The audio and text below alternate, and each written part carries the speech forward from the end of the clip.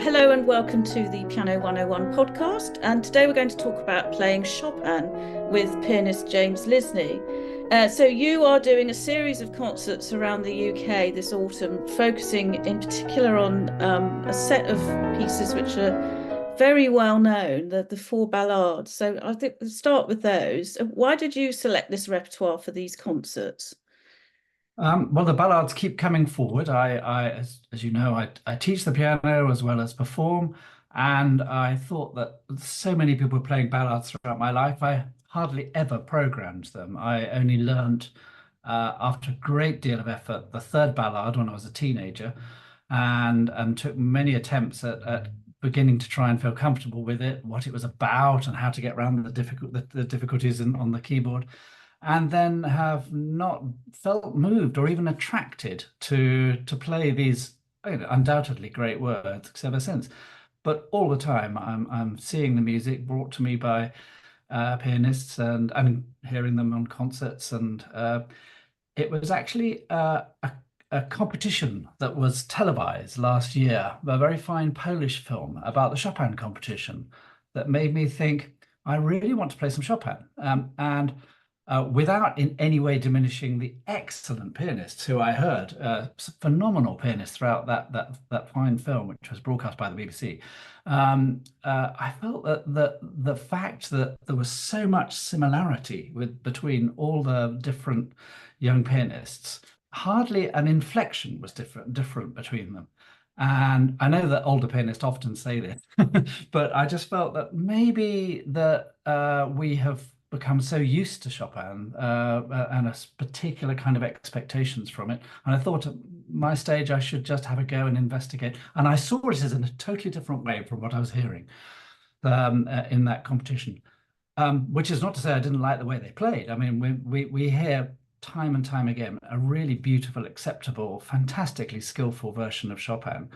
But I just think that from the recordings I hear from 50, 60, 100 years ago, we've gone perhaps down a pathway which every now and then needs refreshing. I think that's very true. I mean, I feel that a lot now when I don't actually go to concerts very often anymore or listen to that much music, at least music that's very familiar to me, because I just find myself thinking, I've heard it like this before. And Yeah, I think the difficulty now is that there's so much being played, and as you well know, Chopin is such a perennially popular composer. His music is as you said in a quote in another interview, that audiences love it, and I think pianists love playing it. But I think that we suffer now from a surfeit of very, very high quality recordings, and I think that personally, I think that influences live performance. And I find the more interesting performances are where somebody might take a risk or just think yeah. ever so slightly outside the box. It doesn't have to be that dramatic, but just No. a touch of something else. So what do you feel you will bring to this repertoire for your Well, over the autumn period? I suppose from the performances that have lasted, recorded performances have lasted, I noticed that there's an electricity and intellectual quality to the playing of people like Joseph Hoffman and Raoul Kachowski, who are particularly connected to the middle of the 19th century. Their teachers were. And I go on ad nauseum about the fact that my teacher was a lady that was born in 1908 and her teacher was born in 1861. So some of the things that I was ignoring when she was telling me when I was a boy, I'm now beginning to see, oh yes, it's slightly different from where we are now. It's a window into a different age. And I'd always considered those pianists to play in an overtly over emotional way and splitting their hands and doing lots of habits that we didn't like in the 20th century. But now I'm beginning to understand that perhaps in a different way. And that has been something that has refreshed my views of Chopin in the last 10, 15 years or so. And so I've done that particularly with the sonatas and the fantasy and the large scale works. So now I thought, well, everybody seems to love these ballads. I want to, go to my grave being able to play the fourth ballad, particularly, let's say. The big surprise for me was, I know people adore the first ballad in G minor, and it's almost overheard. And people have got their own version of it, like they have their own version of trifle. You know, they won't accept anybody else's trifle. And so for me, that it's been a revelation to get one's hands on it and just think, yeah, this is a fantastic piece, which is thrilling to play every day. Oh, I couldn't agree more. And that's the first one I learned. And yeah, there's so much in it. I think the other thing is that returning to repertoire, even if it's only after a few weeks, if you've put it away and come back to it, there's that constant sense of discovery. I mean, I think it's incredibly important to approach repertoire with an open mind all the time, that each time you come to the piano to practice, there's something new to be discovered and revealed. Uh, Yeah. and I think the most interesting performances are the ones that do that, that make you sit up and think, oh, I didn't see it like that. I never thought of it like that. You, Yes. and there's so much detail in those pieces. It can be very difficult to highlight, other aspects, perhaps inner lines of melody or texture.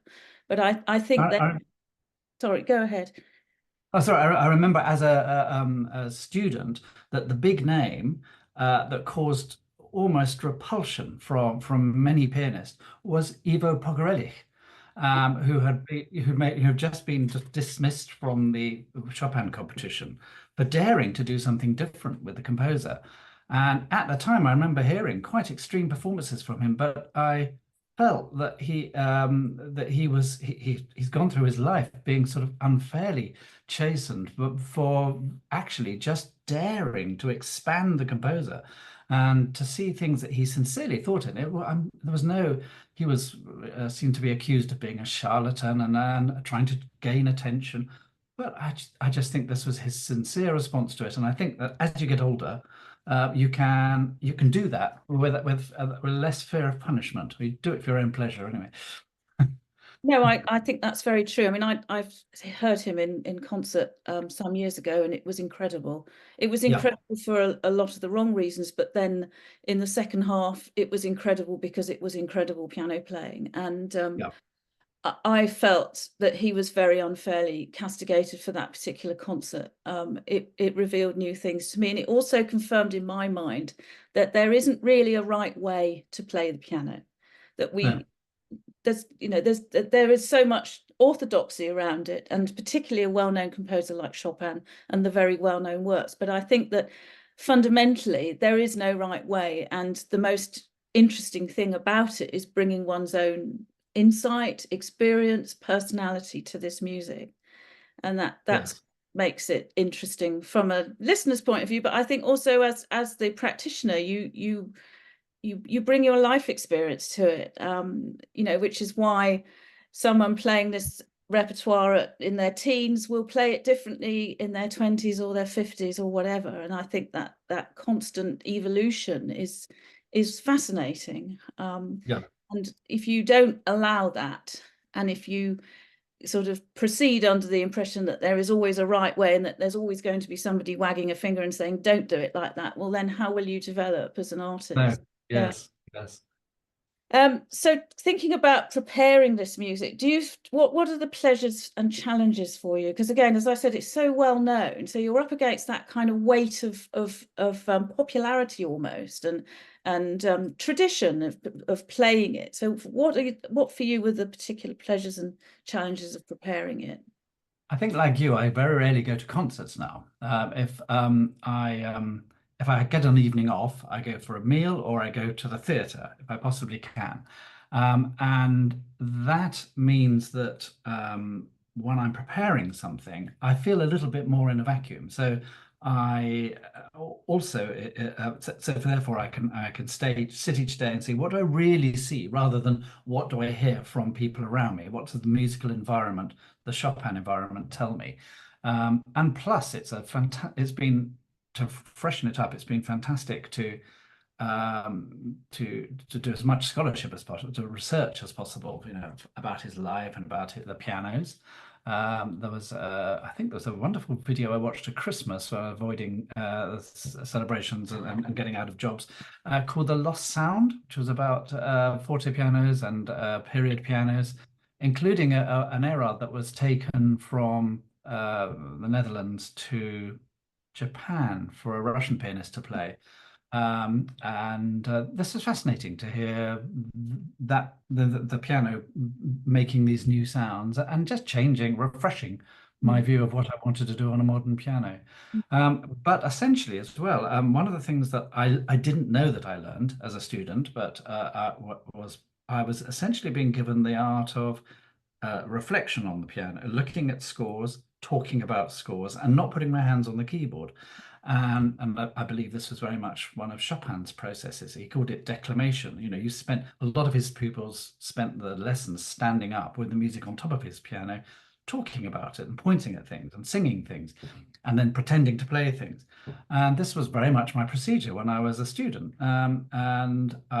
I found that this is what I do with my students. So both of us are standing side by side, looking at a score and say, what do you see? What do you hear? What do you think of that? And that's been a great process to hold off, hold off, hold off before I actually put my hands on the piano. Funnily enough, I think the things I learned when I was very young, they're in a very refreshing, easy place to access them. But I'm not sure that they're better than the things I'm learning now, the new pieces. I'd always thought fourth ballad and first ballad would be very hard to learn. But in fact, I think they're much easier to learn at this stage. I've always been quite surprised. Well, is this really, this is the great fourth ballad. And it's just been a pleasure every day. It's so natural to play. It mm. makes so much sense. Probably, if you wanted to ask me what is the greatest challenge, for me, it's the third ballad, but that was the one I learnt when I was a teenager. So maybe I've got all my neuroses and problems that I packed into it when I was young. Do you have a favorite of the four? Well, I mean, I suppose the one that I'll answer the question the wrong way around. The one that I find strange to play is number two. Mm, But I think it's meant to be strange to play. It's so extreme that it leaves you in a very odd place at the end. It's got a very strange little cadence at the end as well, which doesn't really reveal to you what's happened.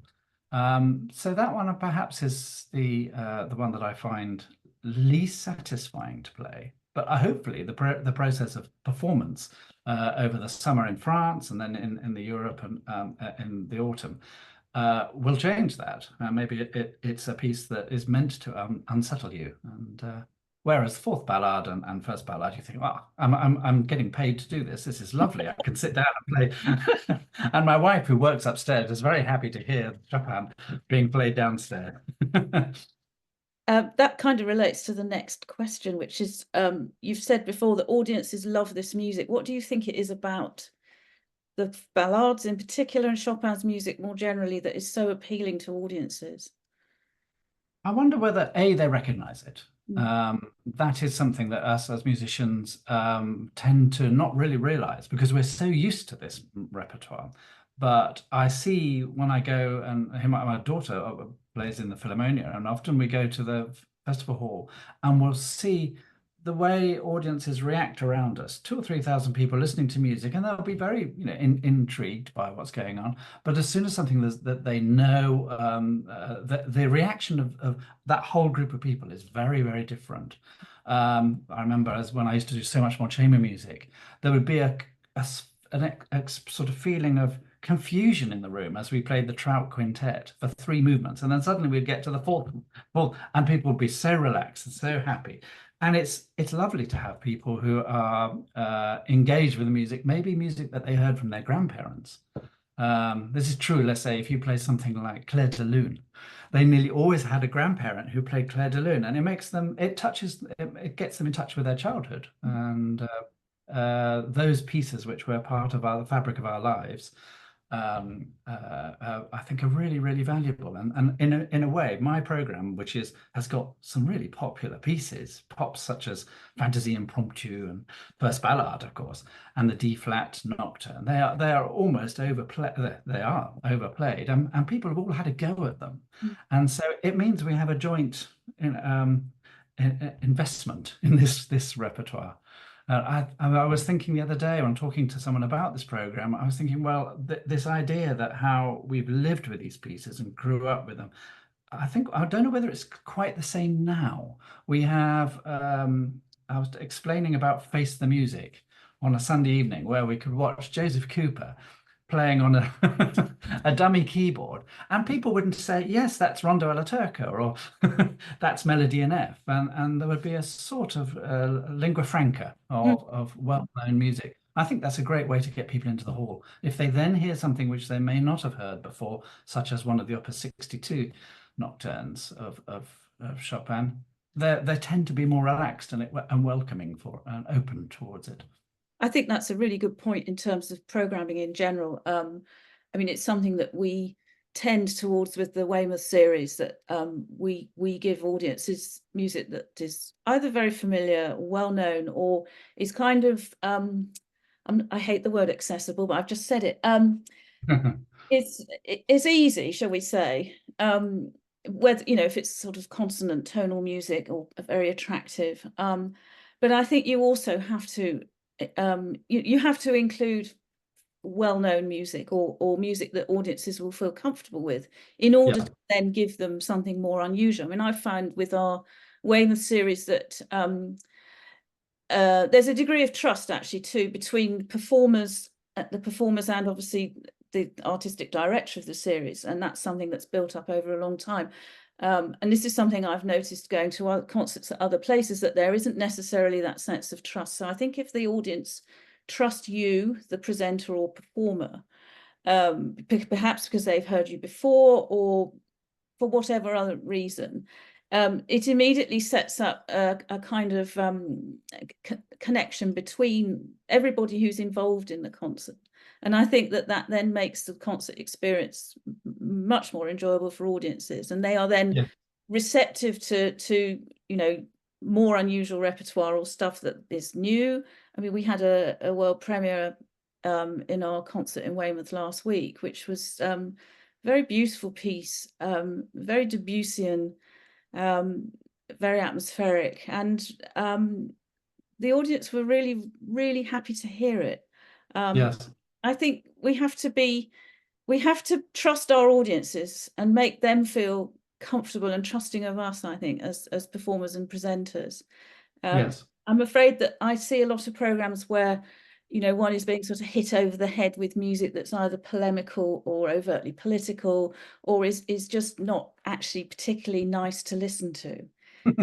Yes. And you know, you can, I've been to concerts where there's been a whole program of you know, squeaky gate music, Yeah. and it's hard work. It's Yeah. hard work. You know, most people want to go to simply switch off from the everyday, which admittedly is quite dystopian at the minute, Don't um, talk. and to well, to be entertained in the purest sense of that word, and to escape. And I think Mm. that, I mean, for me, the music of Chopin is somewhere where one can do that. There's Yeah. so much beauty in it, and invention, and imagination and color, which some, as you know, is something that's very important to me. It's an absolute kaleidoscope of wondrous things, I think. Uh, Yes, yes. Just and to I, loop back a little bit to what you said about the programs, and I've certainly been guilty of the kind of programming that you talk about and that you dislike so much. You've had have expressed as much, and but I remember when I used to play a lot of Schubert. I played a whole program of Moment Musico and impromptus, and I played it I prepared it to play it at the Wigmore, and it was one of the last concerts that dear Phyllis came to, and she had a wonderful a whisper, like many old ladies have, and so as I was about to play, I heard her say to someone, "This isn't a program, this is a list." And and whereas, of course, if you then sit down and look at a program, you quite often will have, you know, the standard mixed meal, which I like. I think with Chopin, I would make an exception because as you say, there's so much color, and people are so comfortable with it. You can take people into areas with Chopin, which all the time they need never get tired. mm, If they get tired of the richness of one of his epic narratives, you can also go to an exquisite little mazurka, which is just as satisfying in the hierarchy of Chopin's music. So I think a monograph performance of Chopin works particularly well, and gets people into the hear a piano recital that may not go to other piano recitals where they see the word Concord Sonata by Ives on it or something, you know. But even though they, I have heard that live. yeah, Uh, Played by Marc-Andre Hamelin, and he paired it with one with the big Brahms, and it was incredible. But it's not to everybody's taste. It's true. no, Um, no, I just going back to the monograph recital. I think also that if you are, it's a one composer program. As it progresses, your ears almost become, if you let them, open to many more details and nuances in the music. You find connections. So at the end, you feel like you've had a wonderful journey through that music. That's my own personal yes, preference. I mean, I would happily sit through hours and hours of Schubert as well, for the yeah, same reason, actually, exactly the same reason. I think that to give audiences that kind of total immersion for a couple of hours is a wonderful thing. Uh, yes.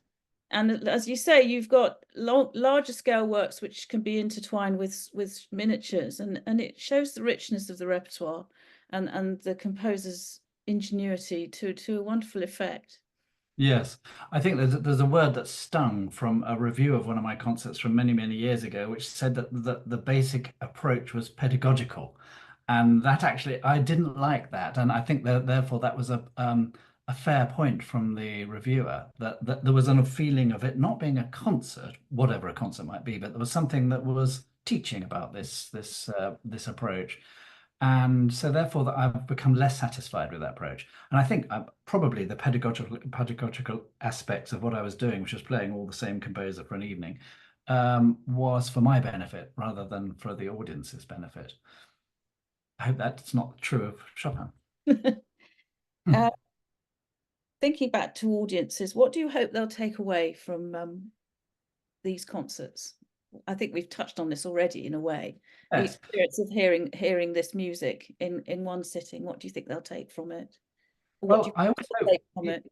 yeah, I mean, I know this is something that you believe in. That one of the things that is happening more and more now is that I hope that people feel that they want to do it rather than go and see it. That they Mm. want to put their hands on that piece that they learnt when they were in their teenage years. Or I meet a lot of adults on piano courses and who come for lessons with me who are coming back to their instrument. They're putting their hands on pieces that they learnt, you know, at a particular stage of their lives, or they've decided now they want to learn a famous nocturne. And For me, that's fascinating. If they think, yeah, I love that sound, I can play that. Yes, I could have a go at that. I hope really we get the feeling as artists that we're not doing something. You don't try this at home. You know, go home and get going, find your piano. And now there was so many more keyboards. And I think COVID was a great thing. There was a huge sale of keyboards everywhere, which Yeah, sound great, and yeah. they don't fill your entire house. And people are just putting, you know, finding that this is a new way forward. So that's one of the things that I hope people look at the composer. I always hope that they look at a composition in a fresh way and feel that the music has been enhanced. I just hope they have a reaction. I don't mind if they hate me, but at least have a reaction. That was in a way my feeling, that I thought I liked everything I was hearing in the film I mentioned from Warsaw, but I really didn't feel I needed to hear it again. And every pianist, I think it helped for the way they produced the film, because they could have one pianist and lots of different pianists miming to it as you went from pianist to pianist throughout a movement of the E minor concerto. And one was aware perhaps that they were in a dreadful position of not being able to move off the tracks even the slightest amount. For me, I hope that it will be a live concert experience with excitement and mishaps and revelations, which I think is one of the glories of what I hope people are going to keep putting bums on seats, going to a live concert. What's going to happen? This is for real, kind of thing.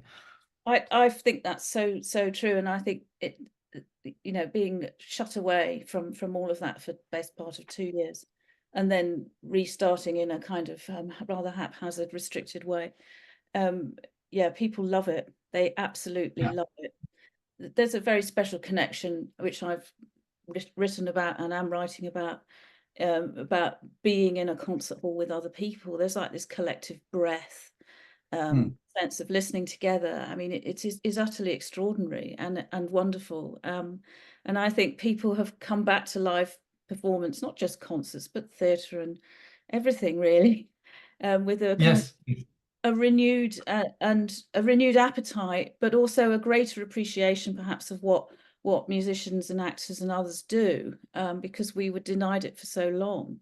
I mean, the first concert we ran in Weymouth when we were able to resume fully, which was given by Penny Roskell, and she played the Schubert B flat sonata as the final piece. People came out in tears. We had a full Mm. house. The church was absolutely bursting to the seams, and people came out in tears. They were so happy to be there again. And I think Yes. these collective experiences, whether it's live classical music or going to a festival like Glastonbury, it's a very special experience, and I think people really value it, for Yes. whatever reason. Going back to what you said about also kind of inspiring amateur pianists, that to me is obviously is very important. I've just recently encountered made a new internet friend, with someone who lives on the west coast of America, who has taken up the piano in his 40s, not unlike me actually, although I was a returner, and in 3 years has, because he is inspired, is learning Chopin now. Yeah. He's writing a series of articles for me about being an adult learner, and he just said, I can't believe I can play this repertoire, that it's there to be played. And I just think Yeah. that's a wonderful thing. And Yeah. I will always argue with anybody who says that music such as the ballades are off limits to the amateurs, because Oh no, no. it's there to be played. It really Yeah. is, isn't it? Chopin wouldn't have minded who was playing it as long as it was being played. Absolutely. Yeah. Just going back to the tour, as it were. So playing the same program over and over again, how do you keep it fresh? Well, it's a quite a simple, straightforward approach is that one's way of studying is not to play the music very often, and is to instead keep saying what's there, what do you see, and so that you end up with a very clear set of priorities, which the score is all that should tell us, rather than how this impressive pianist has played it. It's just the score, or in Chopin's case, probably three scores. I tend to look at triangulate between three very well-respected scores. I'll get various urtext editions, Mm. and various, and I've got an Old English edition, and I'll just get down on the ground and look at the three scores. And from doing that over and over again, I get a feeling of kind of what's probably important in Chopin's mind. And then once I've done that on the day of the concert, I try very hard to forget all that and just make music. So that a lot of the work is refreshing what is the truth, a bit like a lawyer, probably, just poring over it like a lawyer. And then on the day, I try to be an artist and I say, well, now I have to recreate and improvise from a rather solid, stodgy kind of work I do at home. Mm. For instance, I never play through. I've yet to play through any of the ballads apart from in concert, and I won't do. And I get too nervous if I play at home, but I'm not at all nervous if I play in a concert because I know that's the day I've been preparing for. Yeah. I noticed that I learn a lot from these youngsters who are going off to the Olympics today. They quite often they know that they're going to run 10,000 meters at a certain pace, and they had to do a certain kind of work in January to get to that feeling of Yeah. what it's going to be like on the penultimate lap. And I suppose I've over the years, I know I'm very confident. Don't play it. Don't make it an event when you play it, and therefore the concert is kept fresh in that respect. I also follow the advice again of my teacher, but also it was written about very famously by Glenn Gould, which is stop practicing quite a long time in front of the concert, and then just hope everything is all right. I take this to an extreme during the summer because I'm in the southwest of France, and there's just a full day of social life and teaching and coping with being teased by the group and going out in the evening and drinking too much red wine. And then suddenly I'm giving a concert to the not only to the students who know my repertoire inside out, but locals who are coming in who don't go to that many concerts perhaps. And so I essentially play the whole summer without practice, apart from being in the life of a pianist. And I'm surprised that A, it's not much worse than when I've practiced so hard and diligently. And it probably has greater qualities of freshness and spontaneity. And for me, revelation. Oh, I hadn't thought of that Mm. because I've been thinking in a rather corseted way over an extended period, thinking that would help me. I think that's really interesting. I mean, going back to the sort of sports person analogy, there's that need for intense and detailed preparation, and then the point at which you step away from that to perform, because sport is performance too. Yeah. Um, and I think there's a risk, isn't there, always, of being over prepared, and then you haven't got that special edge on the day, um, Yes. which brings the magic or the gold medal. Yeah, I Yeah. also I also think that audiences are a lot more forgiving than people. I mean, that's something I've encountered with conversations with amateurs who fret and fret and fret about making mistakes in, for example, playing a diploma program recital. Yeah. And I a slightly different scenario, but I think audiences are very forgiving. They Yeah. Yeah. they it's got to be a real car crash for them to notice. And I think they're very generous listeners, and I Yeah. think that also goes back to this notion of trust between performer and audience. Yeah, Yeah, I think if they like the story that you're telling them, they follow anything. yeah, Just the same exactly. way with words. Yes. Yeah, very true. We're nearly out of time, so I the podcast is called Piano 101. So there is a Yes. national room 101 where we shove the things that we dislike. Um, So talking about Chopin in particular, what would you consign to room 101? Gosh, that is very hard. I'll probably offend. I think that maybe I'm circling back within our conversation. It's cliche. I Mm. think in music, I find cliche to be, and in human interaction, I find cliche to be really disturbing. And so anything which is there just for purely cosmetic purposes, a reflex kind of phrase played in a certain accepted, beautiful way, that for me is becoming actually quite offensive. And I hope that I can avoid that within my performances. And for me, that would be the thing would uh, that would be the next stage of music education, to try and get people to be themselves. Yeah. I used to know an agent who had looked after two rather wonderful pianists. They were Clifford Curzon and Shura Cherkassky. They were two great pianists who I adore and very different sort of styles. And he said that the great thing about them, particularly Cherkassky, he said, was that he could be himself.